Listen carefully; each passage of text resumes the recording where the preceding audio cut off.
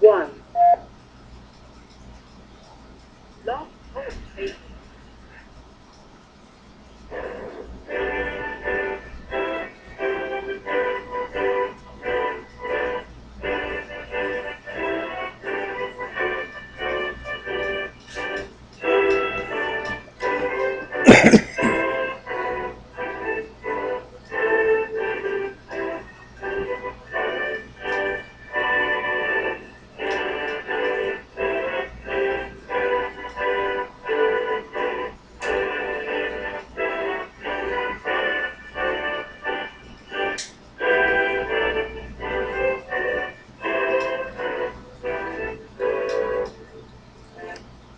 Boa noite, meus amigos. Estamos aqui de volta.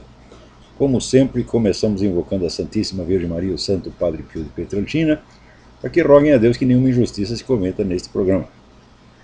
Aqui o que vocês estão vendo, aliás, quem está no áudio não está vendo coisíssima nenhuma, mas depois verão no YouTube. Esse aqui é o nosso novo webmaster, o James Elliot, filho do Alessandro e da Isabela, afilhado meu e da Roxane. Ele está aqui fazendo profundas observações que não estão ao alcance dos profanos. Tá certo? Até o momento ele disse agu. Então, se houver qualquer dificuldade técnica nesse programa, é devido à inexperiência do nosso webmaster. Então vamos lá, eu queria começar aqui comentando algumas coisas a respeito da minha viagem à Romênia e à Polônia. Olha, viajar por aqueles países do leste europeu é você ver, vamos dizer, as marcas, as cicatrizes imensas deixadas por décadas de comunismo. Não se encontra ali uma única pessoa que não tenha a história de um pai, de um irmão, de um avô, de um tio que foi parar na cadeia, ficou lá 10 anos sem saber por quê. Inclusive a minha amiga Anca, em cuja casa estive hospedado, o pai dela foi preso pela Securitate na Romênia, achou que era uma questão assim de documentos, que ia levar 2 ou 3 dias, voltou 16 anos depois totalmente arrebentado. E cada um tem uma história desse tipo.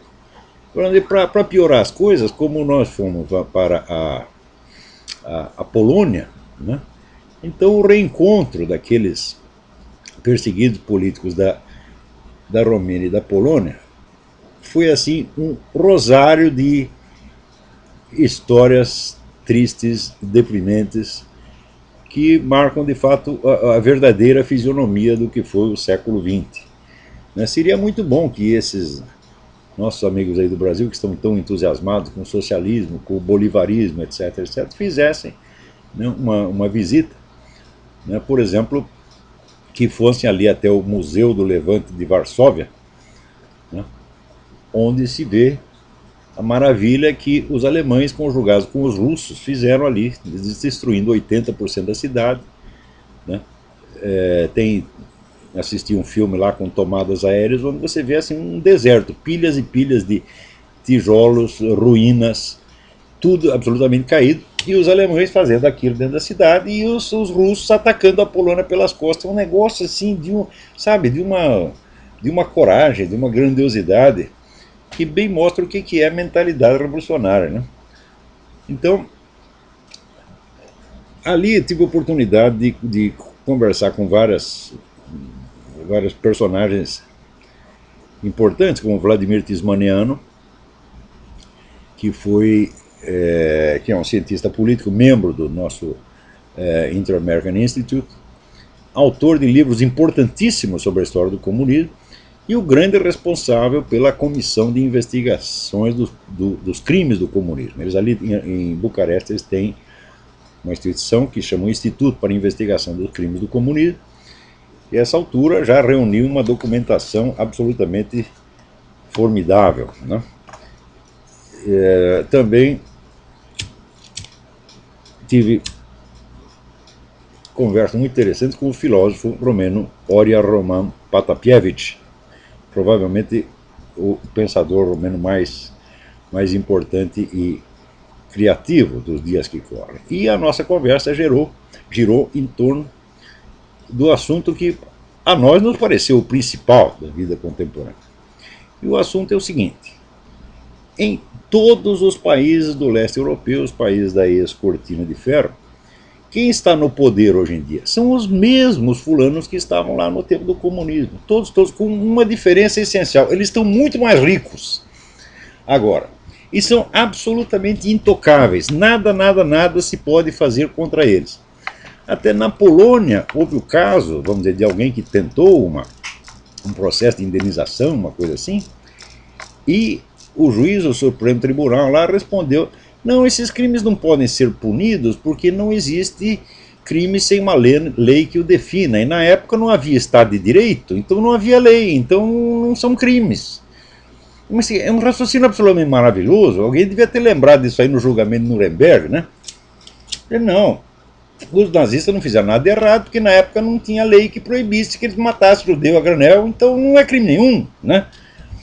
Isso aí, gente, é uma sentença lavrada por uma Suprema Corte de uma democracia moderna, porque, na verdade, as instituições formais da democracia estão em vigor em todos esses países. Você tem eleições, você tem liberdade de imprensa, só que tem o seguinte: não só os altos cargos estão todos na mão dos velhos comunistas, como também a mídia está na mão deles.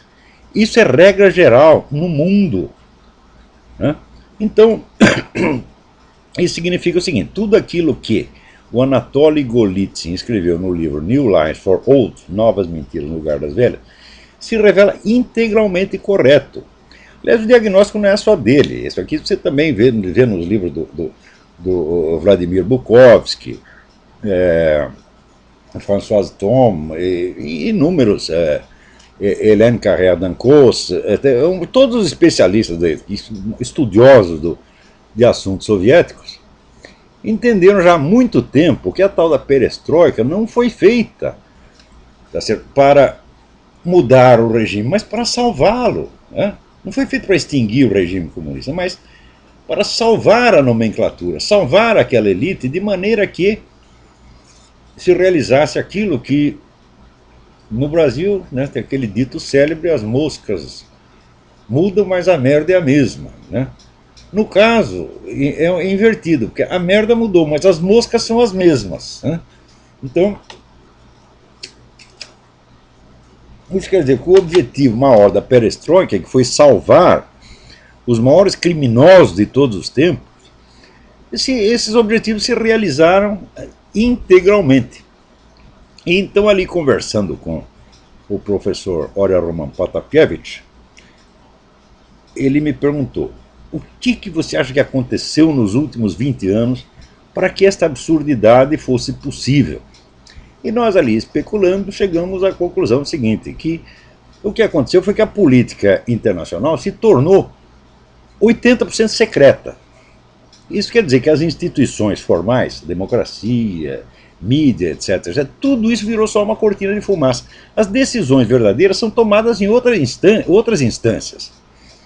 Não se trata nem mesmo de dizer: não, são organizações secretas. Não, não são organizações secretas, são organizações também oficiais, mas que se apropriaram da autoridade que corresponderia, vamos dizer, ao Parlamento, à Presidência da República, assim, que legislam à vontade. Então são organismos internacionais, né, que baixam as leis que bem entendem. Você nem sabe de onde saíram as tais das leis, quem foi que propôs. Aquilo nunca foi discutido em público. De repente aquilo é obrigatório no mundo inteiro. Você quer ver um exemplo? Agora mesmo na ONU estão discutindo lá, já foi aprovado nas comissões, né, uma lei que permite que as crianças processem os seus próprios pais, né? Era uma instituição que existia na União Soviética. Quer dizer, o Estado é o mediador entre a criança e os seus pais. Quer dizer, porque a criança não tem uma relação direta com os pais. É tudo através do funcionalismo público, da burocracia, da polícia, etc, etc. Então isso quer dizer que se um garoto denunciasse o pai como conspirador anticomunista, ele seria considerado, a criança seria considerada um herói, não é isso? Tem até, não me lembro se na Hungria ou não sei onde, estátua de um garoto que denunciou o próprio pai. O pai foi mandado lá para a prisão e morreu por lá mesmo, né?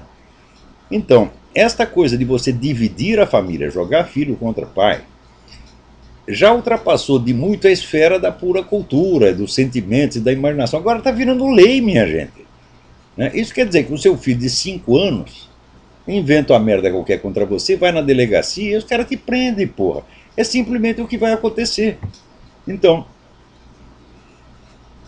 este é o novo sistema de governo que já está implantado no mundo.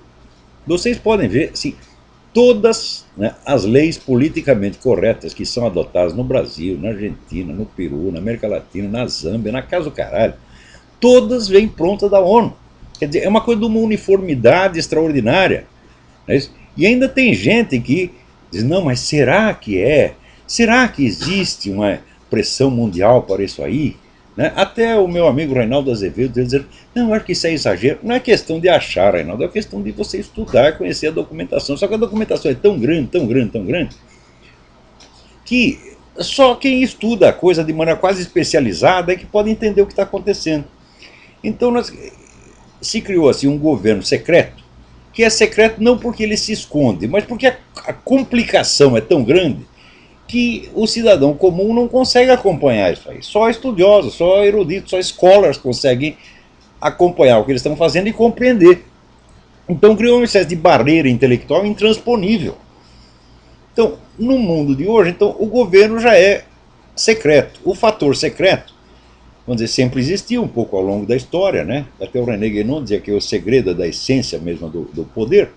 Mas, vamos dizer, até o século XIX, a influência, por exemplo, de serviços secretos se limitava mais ao campo militar. No século XX, os russos inventaram a tal da KGB, que chamava NKVD, que era a verdadeira administração do país. Quer dizer, o sistema soviético se baseava em 2 pilares, a KGB e o partido. Tá certo? Mas, naturalmente, a KGB, que tinha a ficha de todos os membros do partido, era realmente quem mandava. O partido era uma fachada da KGB. E quando caiu a União Soviética, a KGB ficou absolutamente intacta. Tá certo? Não só ficou intacta, como aumentou o seu contingente e hoje tem mais poder até do que tinha no tempo do regime comunista. No tempo do regime comunista havia um agente da KGB para cada 400 cidadãos. Hoje tem um para cada 200, quer dizer, duplicou o tamanho do negócio. A KGB foi a maior organização de qualquer tipo que já existiu.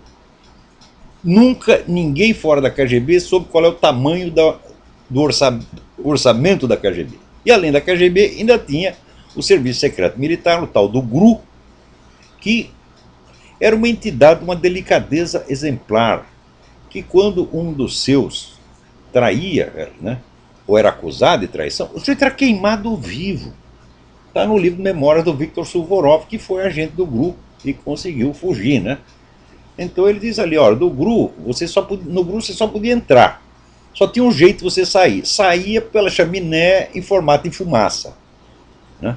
Então, isso era considerado uma coisa normal. E este sistema baseado inteiramente na polícia secreta, quer dizer, o Estado policial na sua forma mais pura que já existiu, né? Perto do qual até a Alemanha nazista, né, se aproximava mais de um caos do que de um regime totalitário, porque na Alemanha nazista você tinha 20 serviços secretos, cada um boicotando o outro, enquanto na Rússia você tinha um negócio totalmente centralizado na mão da KGB e do GRU. Tá certo? Nem o partido podia com eles. Então, vamos dizer, a expressão mais pura do totalitarismo foi realmente o regime soviético, do qual o regime nazista foi apenas, vamos dizer, uma cópia remota e mal feita. Né? Então, a gente vê que esse sistema sobreviveu muito bem, tá certo? À chamada liquidação da União Soviética.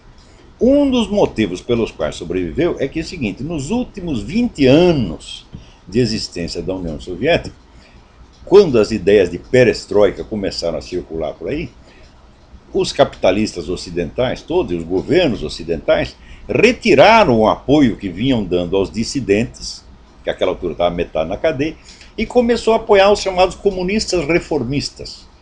Começou a desprezar os dissidentes, não, aqueles são apenas uns idealistas, sonhadores, mas esses comunistas reformistas, tipo Gorbachev, tal, esses são os caras realistas, que vão realmente fazer alguma coisa. Então acontece que quando o sistema soviético veio abaixo, toda a elite ocidental tinha rabo preso com a KGB. Então, evidentemente, existe essa dupla proteção. Por um lado, vem o sistema totalitário que se protege a si mesmo, assegurando lugares, né, para os seus membros nas novas modalidades de governo. E, por outro lado, a elite ocidental inteira, dona dos meios de comunicação, encobrindo tudo para ninguém saber de coisa nenhuma e ninguém ficar brabinho com os comunistas. Quer dizer, é realmente assim, aliança de merda com bosta, tá entendendo? O que mais pode? Esse é o mundo no qual nós estamos vivendo. Então é um mundo da falsidade total, da mentira total. E ao mesmo tempo, o sistema da mídia internacional se transformou apenas, vamos dizer, numa rede de camuflagens. Tá certo? Não, isso quer dizer, a grande mídia não tem confiabilidade mais nenhuma. Quer dizer, não se trata das antigas distorções do noticiário, viés, etc. Não, assim, é mentira estruturada, é negócio de engenharia social mesmo. Né? Você quer ver, outro dia, alguém me manda aqui, veja que coisa, uma notícia de 2010. Né? Mas que eu desconhecia completamente, porque aqui só saiu em sites, vamos dizer, de ONGs, sites de protesto, etc. Não saiu uma palavra na grande mídia. Em 2010 houve um protesto islâmico na Noruega, onde 50 mil militantes radicais islâmicos saíram pelas ruas, jogando granadas, tocando fogo em tudo, agredindo pessoas, matando, fizeram um festival. Tá certo? Ora, a Noruega foi um dos países que mais contribuíram em dinheiro, tá certo, e em apoio diplomático para a autoridade palestina e essa putada toda do radicalismo islâmico. Então recebeu, de certo modo, o prêmio que merecia. Isso, vamos dizer, é uma lição que todo mundo deveria saber. Agora, a mídia internacional inteira, né, se noticiou um negócio, noticiou na página 32, tá certo? Bem escondidinho, quando é uma coisa que tinha que ser manchete no mundo inteiro, porque é um fato altamente significativo e mostra qual é o destino que espera todos os países que estão contando com a possibilidade de amansar essa gente mediante favores e doces palavras. O que vocês vão receber é uma fumeta no cu, tá certo? Que será inesquecível. É uma piroca com lixa, você está entendendo? Então, e pior, a gente não pode ficar com dó, coitadinho dos noruegueses, né? Que tomaram no cu porque sentaram na piroca, tá entendendo? Quem mandou sentar, porra, né? Então, e como falar dessas coisas, vamos dizer, com respeito, né? Quer dizer, a burrice, o que o Eric Wegener chamava estupidez criminosa, não merece respeito nenhum. Quer dizer, esses governantes da Noruega são todos culpados de estupidez criminosa. Quer dizer, você está lá alimentando o inimigo que vai amanhã matar o seu próprio povo, porra. Agora, todos os governos do Ocidente estão fazendo isso há muito tempo. Né? E você viu, outro dia eu estava lendo aqui um artigo do nosso colega, Ted Baer, que é membro do Inter-American, né? E ele contestando o direito que o Estado de Nova York tinha de legalizar, entre aspas, o casamento gay. Porque ele mostra que isso fere a Constituição, não só fere a Constituição americana, como realiza, né, um dos objetivos primordiais do movimento revolucionário mundial, tal como se expressa ali no capítulo 2 do Manifesto Comunista, quer dizer, a destruição da família. Então, a destruição da instituição familiar é um objetivo permanente, por assim dizer, do movimento revolucionário. Né? Então, o Ted Baer tem toda a razão no que ele está dizendo ali, o artigo está muito bem escrito, formidável, mas eu tenho algo a acrescentar, que depois até eu não vou falar só não, eu vou escrever também. Tá certo? Isso aqui é importante, vocês têm que meter isso na cabeça. Né? Normalmente, quando você vê essas bandeiras levantadas pelo movimento revolucionário, como gaysismo, feminismo, sex lib, o caralho a quatro, entendeu? Sempre aparecem pessoas do outro lado indignadas, defendendo os seus valores e argumentando, e frequentemente até levando a melhor na discussão. Tá certo? Mas, se leva a melhor na discussão, por que o outro lado sempre acaba vencendo na prática? Por um motivo muito simples. Cabeça de revolucionário não funciona como as outras pessoas. Não funciona como ser humano normal. Tá certo? Isso quer dizer que toda bandeira que um revolucionário levanta não é nunca um ideal literal no qual ele acredite sinceramente e que ele pretenda realizar. Nunca é isto, tá certo? O revolucionário muda de metas com a constância que muda mais de metas do que muda de cueca. Tá? Muda do dia para a noite. Tão logo ele vê que aquela bandeira que ele está defendendo levou a pior na argumentação, ou está difícil de se realizar na prática, ele passa para o negócio contrário, porra. Às vezes não é nem sucessivo, às vezes é simultâneo. Ele defende uma coisa num país e a coisa contrária no outro país. Como, por exemplo, na primeira metade do século XX, enquanto na Rússia eles promoviam a perseguição antirreligiosa mais sangrenta da história humana, matando cristão adoidado, né, para impor, vamos dizer, o ateísmo como doutrina oficial, ao mesmo tempo, no Ocidente, eles tentavam ganhar os cristãos pela lisonja e pela imitação, né, imitação doce do discurso religioso. Então diziam uma coisa aqui, a coisa contrária do outro lado, conforme as conveniências de momento e de lugar, o revolucionário muda, tá certo, de posição com uma facilidade extraordinária. Por exemplo, quem conhece a história do Partido Comunista sabe que para você encontrar, por exemplo, nos anos 50, 60, se você queria encontrar uma família patriarcal tradicional, né, rígida, hierárquica, daquelas que aparecem em filme italiano, filme de siciliano, era só procurar um cara do comitê estadual ou do comitê central do Partido Comunista. Eram os pais mais autoritários, mais rígidos e mais moralistas que tinha, né?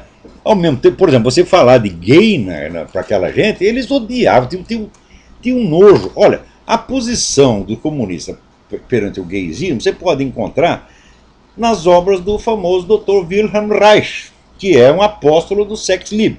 Ele dizia o seguinte, que o homossexualismo é uma perversão criada graças à alienação capitalista, e que quando viesse a sociedade socialista não teria mais viados no mundo, né? Ele dizia, você já viu alguém se levantar contra o Dr. Wilhelm Reich? Não, ninguém vai falar. Não, ele era homofóbico. Não, de jeito nenhum. É um monstro sagrado, é uma vaca sagrada do comunismo, é intocável.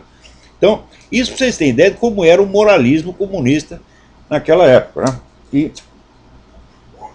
Então, ao mesmo tempo que os comunistas praticavam, né, essa rigidez patriarcal dentro das suas famílias e dentro do partido inteiro era assim, tá certo? Eles estavam fomentando o sexo livre, gaysismo e feminismo no Ocidente, porra. Então como é que você vai levar literalmente a sério essas bandeiras que ele levanta e achar que você pode derrotá-los na base da simples argumentação lógica? Quer dizer, o sujeito prega a destruição da família, eu prego a manutenção da família, eu ganho a discussão com ele e pronto, está salva a família. Ora, porra, isso é muita ingenuidade, né? Veja, para você ver, tem dois pontos que é preciso lembrar para que se entenda como esse tipo de combate, vamos dizer, literal e mecânico, né, a mera oposição de ideal a ideal, não funciona. No próprio trecho que o Ted Baer cita do Manifesto Comunista, Karl Marx diz que a família burguesa será extinta automaticamente com a abolição da propriedade privada, porque ele acredita que a propriedade privada é o único fundamento objetivo da família. Não é, nós sabemos que não é, mas ele achava que é.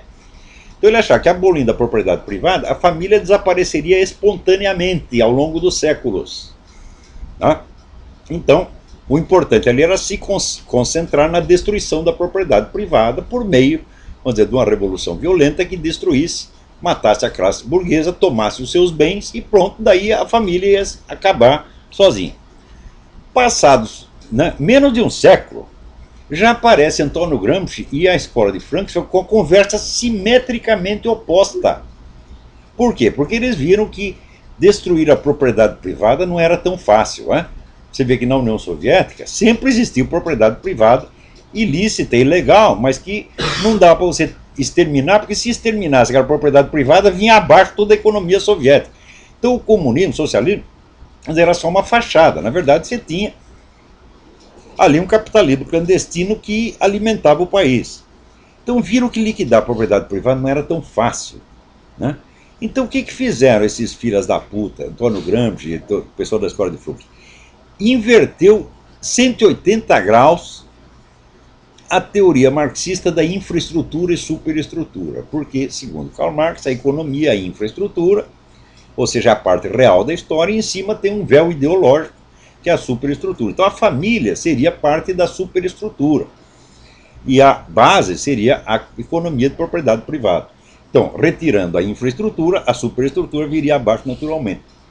Era assim que achava Karl Marx. Como destruir a propriedade privada se revelou muito mais difícil do que eles poderiam esperar, e na verdade é impossível, é materialmente impossível a eliminação da propriedade privada, né? Então eles decidiram inverter tudo.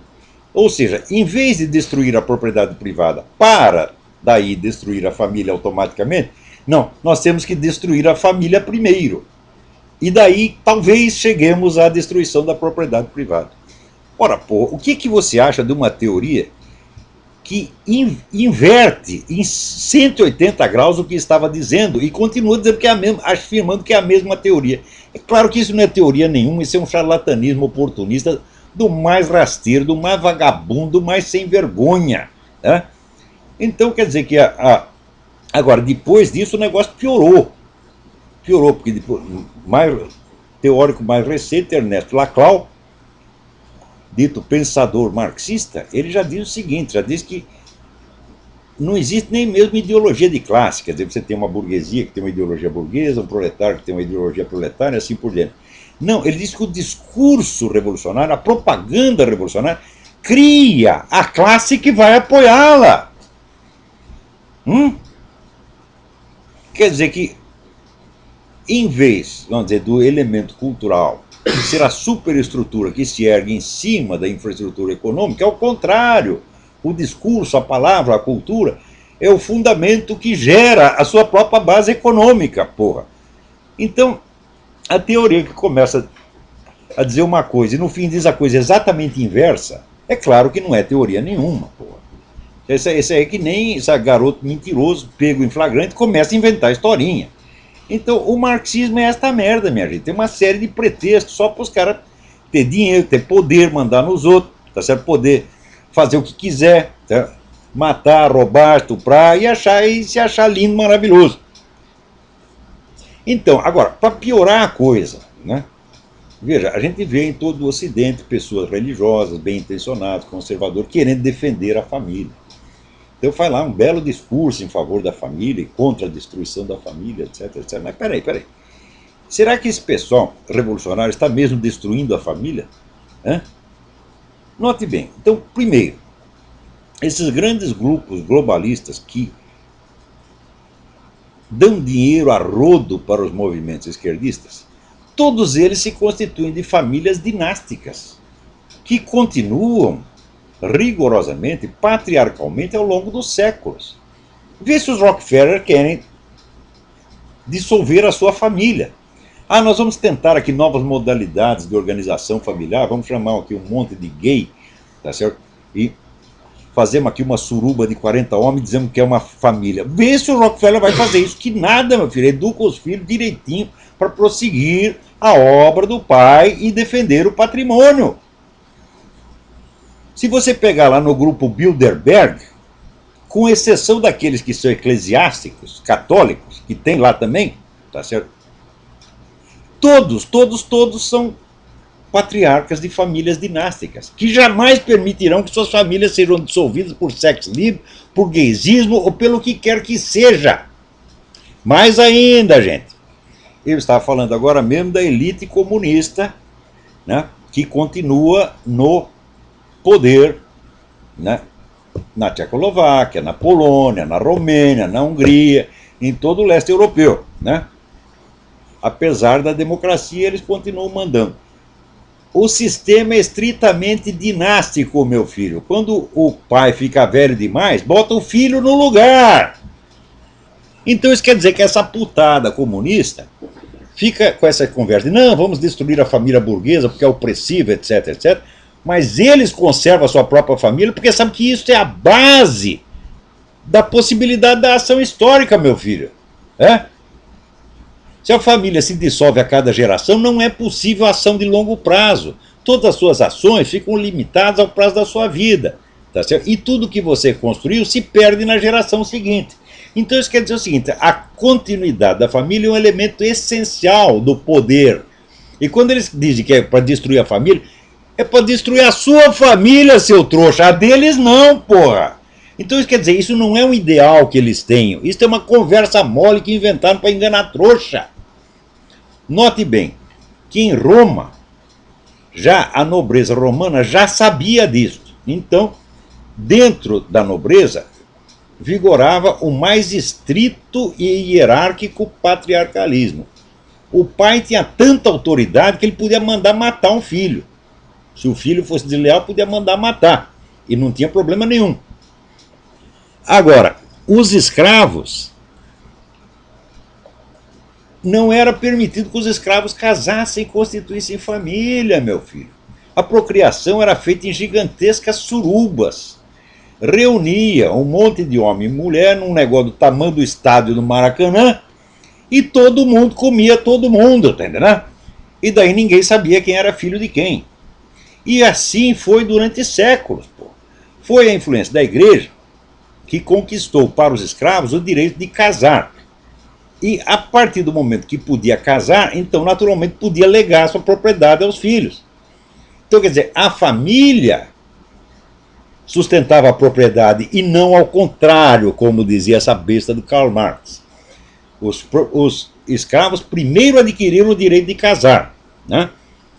E depois, em função do casamento, também o direito de legar, ainda que fosse um pouquinho, uma terra pequenininha, né? Ou um arado, um boi, uma vaca, um bode, um carneiro, né? Um cachorro, legar para o filho. Então aí começaram a ter algum poder, começaram a ter direito de voz e voto, que fez então, vamos dizer, do campesinato medieval uma força política tremenda, capaz de aterrorizar. Às vezes quando o campesinato se revoltava, toda a nobreza ficava aterrorizada. Tem até um filme muito interessante que chama O Tirano da Aldeia, Michel Kohlhaas. É tirado de uma história de Heinrich von Kleist, do sujeito que primeiro inventou o pedágio. Porque hoje não está tão acostumado a pagar pedágio, você passa numa estrada, paga 10 pedágios, né? O cara inventou, um proprietário de terra inventou o pedágio e lá vinha então o camponês trazendo seu cavalinho, né? Os caras, tem que pagar. Não pago. Daí tomaram os cavalos dele. Ele disse, tomaram meus cavalos. Daí ele armou uma encrenca, começou a tocar fogo em tudo, aterrorizou metade da Alemanha. Isso era, então, já o campesinato medieval, que tinha consciência de seus bens, consciência dos seus valores, que ele pretendia legar aos seus filhos. Isso tudo começou com a família. Então significa o seguinte, continuidade familiar é poder, sobretudo é poder de ação a longo prazo. Então, os nobres, os senhores, os doutores, os ricos sempre souberam disso, então conservam suas famílias. Conserva sua família e convence o outro. Ô idiota, aqui ó, seu pai está te oprimindo, você destrói a família, né? Leva lá um monte de puta, põe dentro de casa, diz que é sua família, faz uma suruba, né? Chama aí a turma da parada gay e diz que é família, né? Pega lá a sauna, né? Antigamente tinha a sauna do Hotel Danúbio, que era famoso, tinha um aluno meu que ia lá e dizia, hoje dei para 40 homens. Né? E, então a sauna do Hotel Danúbio vira o quê? Uma família. São novas modalidades de estrutura familiar, como falam esses patetas da USP, da PUC, esses vagabundos que vocês pagam com dinheiro público para botar merda na sua cabeça, porra, para te ensinar o contrário do que acontece. E você ainda chama de senhor doutor, né? Então, os ricos, os poderosos, inventam essa conversa para enganar vocês. Dissolva a sua família, seja livre. Seja livre quer dizer, desvincule-se da instituição familiar, tá sendo onde tem um pai que pode te legar propriedades, no mínimo vai te legar um nome, vai te legar o fruto dos seus esforços, e se transforma num átomo solto, né, que hoje está indo para a cama com a fulaninha, amanhã com a outra fulaninha, e depois com o fulaninho, e depois com o cachorro, com o gato, com o bode, com o que você quiser, tá certo? E daí você fica sem esse substrato familiar, sem o seu apoio familiar, e você vira mais um átomo solto, enquanto nós aqui somos a força organizada. Quer dizer, a força organizada, unificada, constante, contra um monte de mosquitinho solto no ar. É isso que eles querem, porra!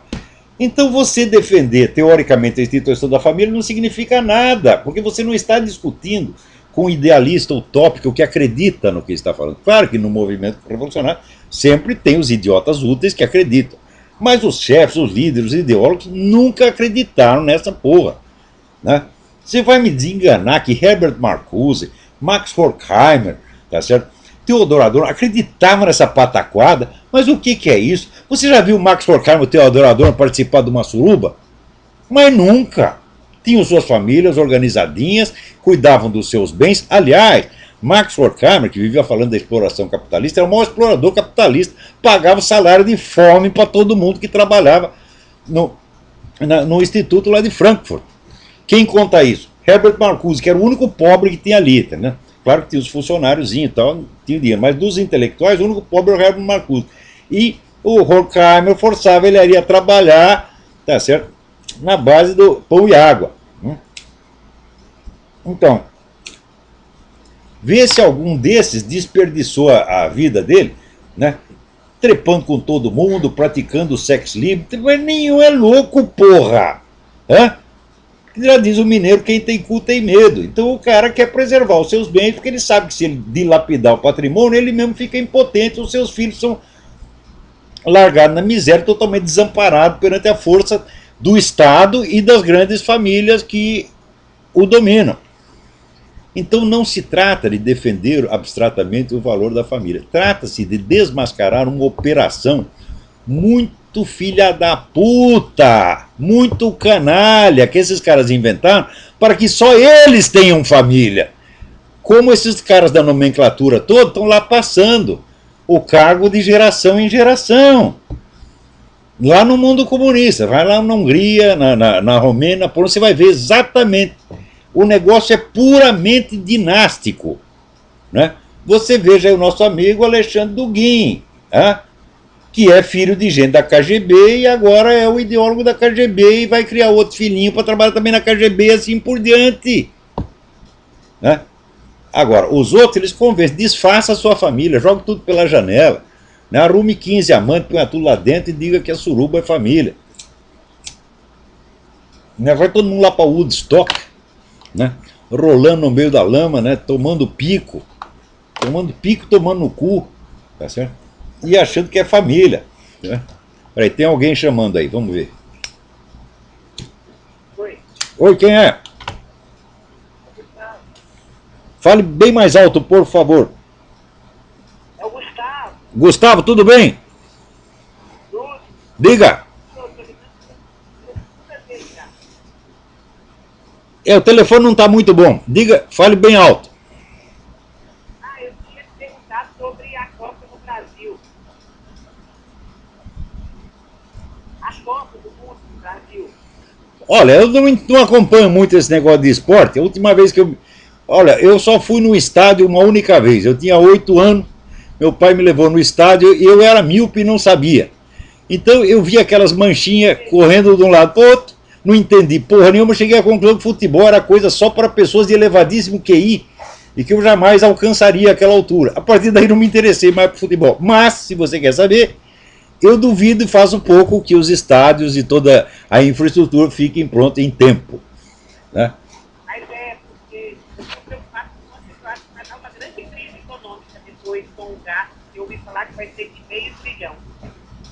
Pois é, nós já devemos aí, a dívida nacional já está na base de 1 trilhão e 800 bilhões.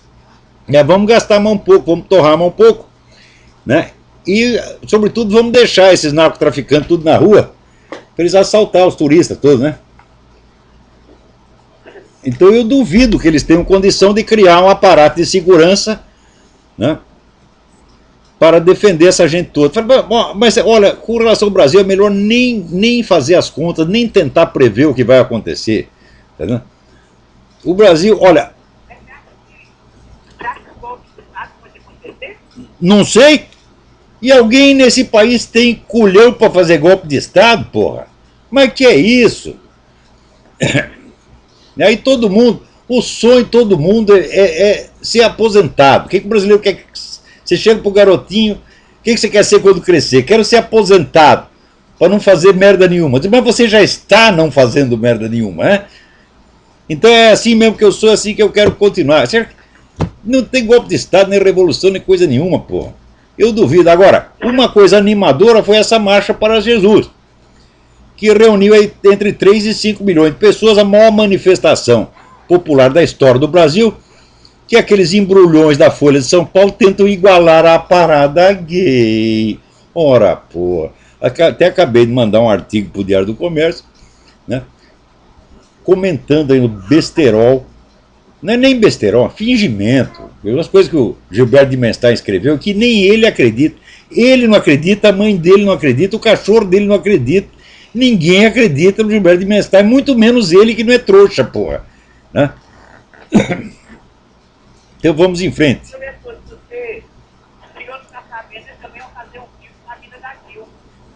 Um filme da vida da Dilma vai ser um sucesso como foi o da vida do Lula. Né? Lula, o filho do Brasil. Ninguém foi ver, ninguém quis saber desta merda. Né?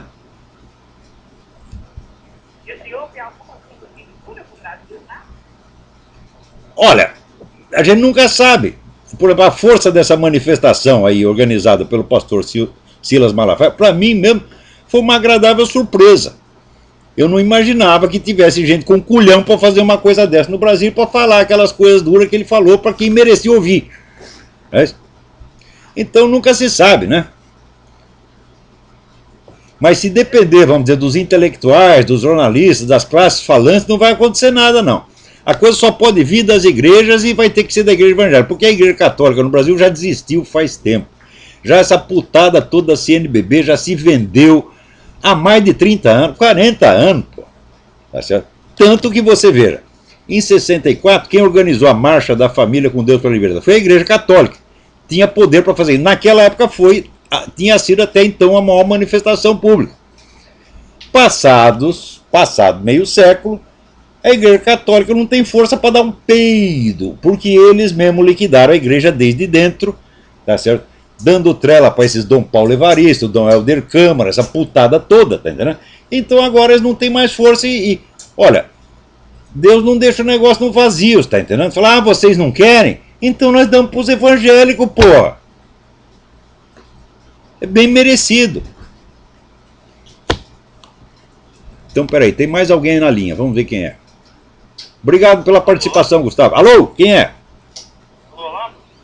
Eu? Rodolfo, tudo bem?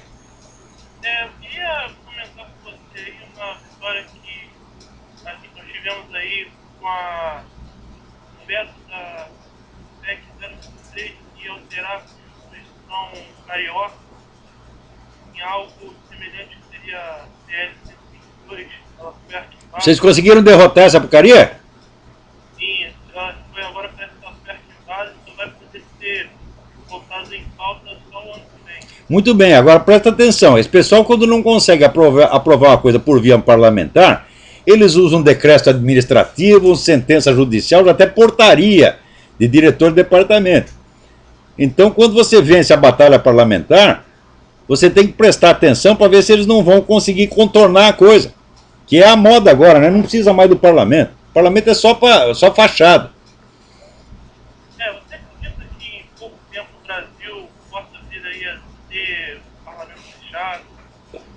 Não precisa fechar nada. Você vê, os caras inventaram nova modalidade que na Rússia eles chamam de democradura, né? Quer dizer, um negócio que parece uma democracia, mas quem manda são sempre os mesmos caras, os candidatos são todos escolhidos por eles, tá certo? Então, como diz, né? Muda a merda, mas as moscas ficam. Que são eles mesmos, sempre, eternamente os mesmos. Você vê essa putada que manda no Brasil de hoje. Esse pessoal saiu da USP nos anos 60 e entraram lá, grudaram que nem carrapato e não larga mais. E vão passar para os seus filhos, para os seus netos, para os seus bisnetos. Tá? Então, a moda agora não é você ver com o Hugo Chávez, que só o único governante de esquerda que tem problema na América Latina é o Hugo Chávez, porque ele usa métodos antigos, né? Ditadura, perseguição, mas não precisa fazer isso, porra.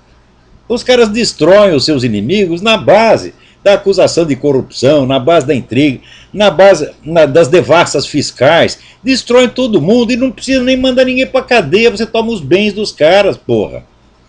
Então são processos administrativos infinitamente mais desenvolvidos e mais sutis do que os das velhas ditaduras. Na verdade, é uma ditadura, tá certo? Porque os caras dominam totalmente o Senado, não permitem que surja oposição nenhuma e, ao mesmo tempo, conservam as instituições formais da democracia, meu Deus do céu. Então, isso foi adotado. Até na China estão adotando isso, porra. É o regime chinês que está se... É o regime chinês somado à sem-vergonhice brasileira. Até aqui os caras tentam fazer isso, porra. Você vê, agora o Estado de Nova York aprovou lá o negócio do casamento gay. Fala, peraí, mas isso aí não tinha que ser o Parlamento Nacional? Claro que tinha. Mas eles contornam e dão um jeito, porra. Aqui, tá vendo, no Uruguai você tinha lá a anistia para todos os crimes de todos os lados políticos. Já tá esse filho da puta do tal do Mujica, presidente do Uruguai, dizendo que vai perseguir os milicos. Então ele passa por cima da lei, passa por cima do parlamento e sempre tem um jeito de fazer as coisas. Você vê, nos Estados Unidos os caras estão votando por ano, acho que 23 mil leis. Quem é que pode ler 23 mil leis? Então aquele velho princípio de que você não pode alegar desconhecimento da lei, ele se inverteu. Porque ninguém pode alegar conhecimento da lei. Tá certo? Então fazem tanta lei que todo mundo fica fora da lei de alguma maneira. Então se todos estão fora da lei, só resta ao homem do poder escolher quais que ele quer punir. Então põe lá a lista dos seus inimigos e sempre haverá, né, algum artigo da lei que eles estão infringindo. Então é sempre fácil você prender seus inimigos, tomar os bens deles e jamais alegar motivos políticos. Você alega corrupção, você alega que o sujeito sonegou imposto, alega qualquer merda e destrói o cara, pô. Então pra que ditadura, pra que fechar parlamento? Deixa essa merda funcionar, não serve pra nada mesmo, pô. Então é um novo sistema, pô. O novo sistema é assim, a enganação universal, é o engodo universal, é a mentira universal. É um negócio impressionante, porque isso depõe contra a inteligência humana, pô. Quer dizer, o sujeito olha aí o Brasil e fala, não, mas o Brasil é democracia, porque tem eleições livres, tem liberdade de imprensa, etc, etc. Eu digo, ué, mas então por que não tem oposição, porra? É simples, meu filho. Se você é um conservador religioso, tenta arrumar um emprego na Folha de São Paulo. Fala, olha, eu quero aqui escrever uma coluna sobre turf. Daí eles olham para você e falam, não, você é um reacionário, cristão, fundamentalista, fora daqui. Pronto. Então não tem chance, porra. Não tem por onde você falar. Não tem por onde a sua voz se fazer ouvir. Mas as instituições formais estão todas aí. Então é o que o russo diz, é a democratura, pô. Na Rússia também tem eleição, não tem? Tem eleição, tem mídia, tem etc. Só que tem o seguinte, a KGB é dona de tudo. Peraí, tem mais alguém na linha? Quem é? Alô, professor? Sim. É Diogo, volta de novo no Rio de Janeiro, tudo bem? Diogo? Isso, Tudo bem? falo no Rio de Janeiro. Bem, professor, a minha pergunta é a seguinte, eu li aquele seu artigo sobre a universidade, parece que o senhor até citou Alberto Dines, e o senhor cita lá o professor Rui Afonso, da Costa do Mundo. Sim, que é autor da melhor história da educação que alguém já escreveu no mundo. Isso, é exatamente essa pergunta que eu queria falar para o senhor, continua com essa opinião sobre essa obra dele. Bom, hoje em dia pode haver alguma obra que tenha superado isso, porque em história é assim, você está sempre descobrindo coisa nova. Mas, até o ponto em que eu acompanhei isso, me pareceu a melhor obra que existia. Que ele começou, ele foi inspirado pelo Henri Marrou. Marrou fez a história queria fazer a história da educação inteira, mas ele fez a história da educação na antiguidade e morreu. E daí o professor Rui Nunes continuou. O livro que eu li só até o século XVII, você sabe que escreveu até mais sobre isso? Sim, sim, sim. Tem ali, pega a fase do iluminismo, chega até vai muito adiante disso. Ok. E sobre história da educação no Brasil, o senhor tem alguma coisa? Sobre? História da educação no Brasil. Ih, rapaz, agora você me pegou de calças na mão. Eu já li coisas sobre isso muito antigamente, eu não lembro, mas eu vou procurar e te digo alguma coisa. Mas acontece o seguinte, que a história da educação no Brasil nos últimos 40 anos é só propaganda comunista, é mais nada. Né? Então ninguém vai contar para você, por exemplo, quem é o grande educador brasileiro? Paulo Freire, é o chefe da alfabetização. Você conhece alguma pessoa que tenha sido alfabetizada pelo método Paulo Freire? Eu procurei longo tempo, eu nunca vi nenhum. Inclusive eu trabalhei em 2 revistas de educação, que era a revista Escola e a revista Sala de Aulas, 2 da Fundação Vitor Tive. Trabalhei longos anos nessa revista. Então eu estava em contato com pessoas do educação. Sempre procurei, falei, me mostra um alfabetizado do Paulo Freire. Não tem nenhum. O Paulo Freire não alfabetizou nem a mulher dele, que mandou a carta para o jornal cheia de erro de português. Então isso tudo é uma empulhação, porra. Agora, você quer saber de educação? Procura o professor Luiz Faria no Brasil. Como é o nome inteiro Luiz Faria, né? Luiz Carlos Faria da Silva. Põe aí no Google. É um grande educador brasileiro, o cara que mais entende desse negócio de alfabetização.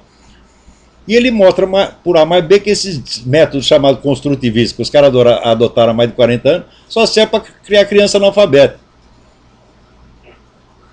Bom, eu já vi alguma coisa dele, porque eu também sou professor, então a minha formação inteira foi ouvindo essa coisa de Paulo Freire, esse pequeno tio Área, né? Mas enfim, a minha dúvida era essa. Eu saber se realmente Então, olha, conhece outras obras do professor Rui? não conheço mais nenhuma. Eu sei que ele tem outros. Ele tem um especificamente sobre o século XIII, parece, uma coisa assim, que está fora da série da História da Educação. Mas eu, assim, essa obra eu conheço só de ouvir falar. Né? A minha dúvida é essa. Obrigado. Obrigado a você. Então, o nosso. Aqui, tem um monte de notícia aqui para ler, não vou ler nenhuma, quer saber? Já acabou aqui, mas vamos ver se segunda-feira, então, retomamos esse assunto. Tem aqui 70 páginas de notícias, em geral, horríveis. Então, peraí, tem mais alguém na linha. Vamos ver se dá tempo de responder para mais um. Alô, quem é? Alô, professor? Sim, tudo bem? Leandro, Quem está falando? de Mato Grosso do Sul. Não entendi seu nome. Leandro Carlos. Ah, Giancarlo, tudo bem? Bom, professor, Diga. eu liguei para fazer um desabafo. Eu vi a entrevista daquele cardeal de São Paulo. Ele deu uma entrevista grossa, disse: nós estamos indignados com a parada gay, com a invasão, não sei o quê. E não disse que ia tomar providência nenhuma. Não honrou a batina que ele desse. E é que ele desse alguma, né? Deu aquela coisinha, Esse negócio xoxo, porra, né? É impressionante. Essas instituições no Brasil, como igreja, Força Armada, elas levam ofensa para tudo quanto é lado, cuspida. E daí fala, ai, tá doendo. Porra, o que é isto? Né? Quer dizer, aquele negócio que dizia o Rumsfeld, quer dizer, a fraqueza atrai a agressividade. Quanto mais você tenta parecer bonzinho, então, mais você apanha, porra. É? Tá vendo o exemplo dos noruegueses? Puxa o saco dos caras, daí eles vêm e batem em você. E o pessoal da igreja tá. Mas na verdade, não é que eles são fracos. Esse pessoal da igreja, grande parte, CNBB, tudo traidor, pô, tá tudo do outro lado. Você vê aqui esse bispo que deu a comunhão para aqueles vagabundos da tal da. Como é a ordem do perpétua indulgência? São os vagabundos que se vestem de freira, né? Os machos peludos se vestem de freira e vai lá na igreja para tomar a comunhão. O bispo deu a comunhão para os filhos das putas, né? E depois ainda ficou reclamando um pouquinho. Quer dizer, o bispo é conivente. essa turma toda aí, precisa, em vez de honrar a batina que desse, eu fico ofendido com eles, ao invés de... Mas é claro. O que a gente espera dessa putada da parada aqui, e tem mesmo. Olha aqui, Giancarlo, nós todos somos pecadores, nós todos temos nosso defeito, mas nós não nos vendemos, meu Deus do céu. Nós não trabalhamos pro inimigo, porra. Então, eu não consigo chamar um filho da puta desse de eminência, né? Só se o cara for eminente na sem vergonhice.